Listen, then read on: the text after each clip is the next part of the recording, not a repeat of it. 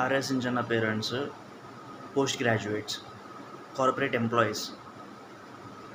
బెంగళూరులో dance school ఉంది వాళ్ళ డాడీకి, డ్యాన్స్ స్టూడియో. సో కార్పొరేట్ ఎంప్లాయీస్గా ఉన్నవాళ్ళు షిఫ్ట్ అయ్యారు. వాళ్ళ మమ్మీ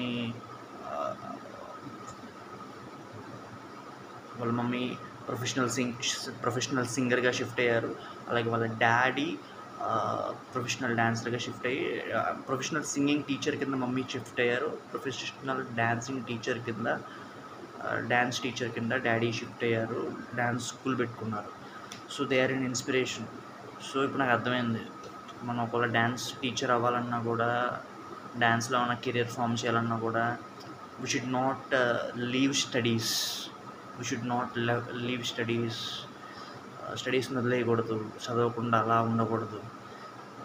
ఎగ్జాంపుల్ రాజా మాస్టర్, ఆయనకి సొంతంగా డ్యాన్స్ స్కూల్ లేదు, వేరే వాళ్ళ డ్యాన్స్ స్కూల్లో ఆయన పనిచేస్తున్నారు, అది కూడా మచిలీపట్నంలో. బట్ సి ఆర్య సించానా పేరెంట్స్, వాళ్ళు చదువుకున్నారు, post graduates, corporate employees, they are amazing. And వాళ్ళు బెంగళూరులో డ్యాన్స్ స్టూడియో కట్టుకున్నారంటే దట్స్ ది స్పిరిట్.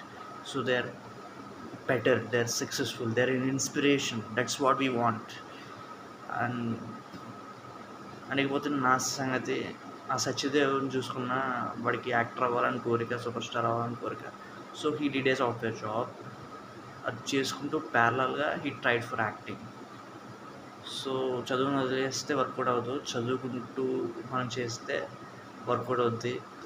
నువ్వు డ్యాన్స్లో కెరీర్ ఫామ్ చేయాలన్నా ఆలోచించాను వాళ్ళ డాడీ లాగా, లేదా నువ్వు ఒక యాక్టర్గా కెరీర్ ఫామ్ చేయాలన్నా సత్యదేవ్ లాగా. So they are an inspiration to me.